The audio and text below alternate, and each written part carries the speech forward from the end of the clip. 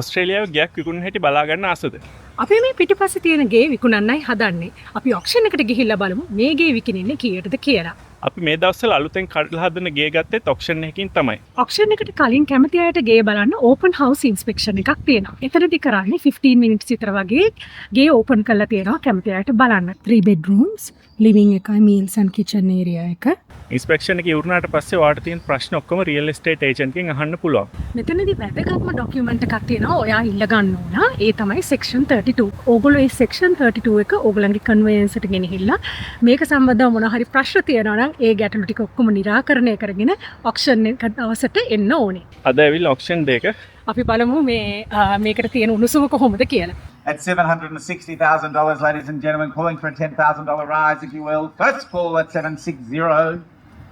Second call at $760,000. ඔන්න දැන් auction එක ඉවරුණා. හැබැයි කවුරුත් බිඩ් කරේ නැහැ මේ ගෙදරට. ඒගොල්ලෝ $7,00,000කට ඕපනින් බිඩ් එක පටන් ගත්තා. හැබැයි එතනින් එහාට කවුරුත් බිඩ් කරේ නැහැ. මේ වගේ වෙලාවට ඕන try කරනවා privately විකුණන්න.